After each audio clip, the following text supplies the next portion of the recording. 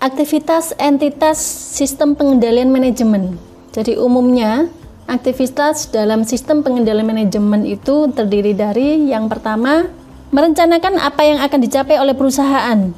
Ya, membuat tujuan apa yang akan dicapai ya, buatkan tujuan, targetnya, kemudian strateginya bagaimana untuk mencapai tujuan tersebut, siapa saja yang dilibatkan, kemudian waktunya berapa lama, itu disusun dulu lebih awal, masuk ke dalam perencanaan.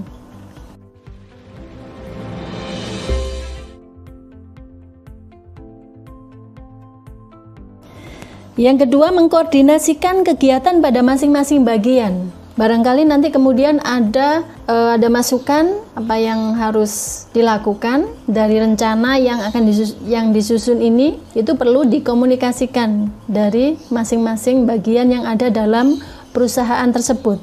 Karena nanti dalam menjalankannya juga tidak lepas dari dukungan bagian-bagian yang ada dalam perusahaan yang merupakan anak sistem dari sistem pengendalian itu sendiri. Yang ketiga, mengkomunikasikan informasi yang ada. Apa yang telah ditentukan sebagai tujuan, target-targetnya apa, strateginya apa, siapa saja yang perlu menjalankan, dikomunikasikan kepada orang-orang yang terkait, orang-orang yang terlibat di dalamnya, yang akan dilibatkan di dalamnya. Mengkomunikasikan ini akan menjadi sangat tepat, sangat bermanfaat jika pesan yang disampaikan ini benar-benar dipahami oleh si penerima pesan. Jadi apa yang dikehendaki oleh perusahaan terhadap strategi yang akan dijalankan ini disampaikan agar mereka bisa memahami dan nantinya bisa menjalankan dengan baik. Selanjutnya, mengevaluasi informasi. Setelah informasi disampaikan tentunya ada feedback.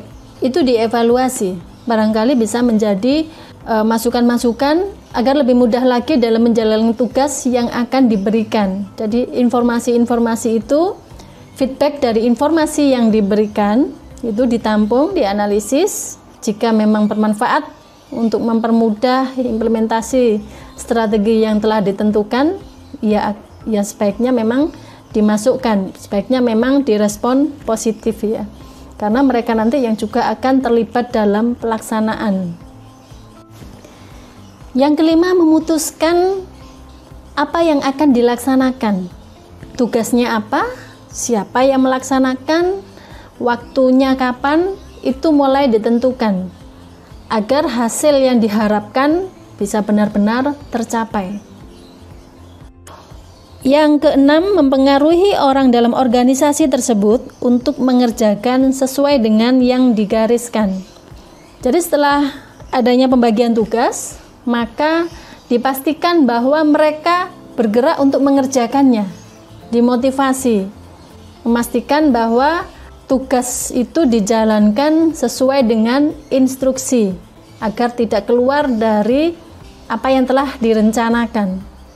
Jadi terus-menerus ada kontrol, ada motivasi, agar masing-masing orang paham dengan tugasnya dan menjalankannya sampai target itu tercapai. Agar masing-masing orang paham akan tugasnya dan bergerak untuk mengerjakannya. Tidak sekedar mengerjakannya, tetapi ada indikator pencapaiannya. Dikatakan berhasil, tolak ukurnya apa, indikatornya apa, itu disampaikan, diinformasikan, dan mereka agar bisa mengontrol diri dalam menjalankan tugas ini. Berarti saya harus mencapai sesuai dengan yang telah ditentukan. Jadi mereka bisa lebih mengontrol diri bahwa yang saya kerjakan ini mengarah kepada tujuan atau tidak, itu bisa lebih menilai dirinya ya. Karena mereka tahu tugas ini dikatakan baik atau buruk, sudah jelas indikatornya, alat ukurnya sudah ada. Oke, jadi aktivitas entitas atau aktivitas dalam sistem pengendalian manajemen itu melibatkan orang-orang dalam perusahaan tersebut dan perlu adanya komunikasi, mengkomunikasikan tugasnya apa, siapa yang mengerjakan, dalam waktu berapa lama, kemudian bagaimana cara mengerjakannya, strateginya, itu juga disampaikan, ada pembagian tugas tadi ya.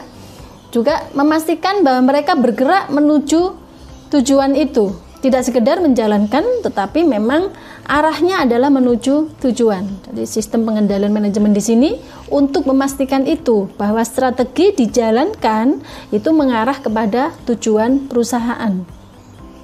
Sekian sharing saya hari ini, semoga mendapat manfaat.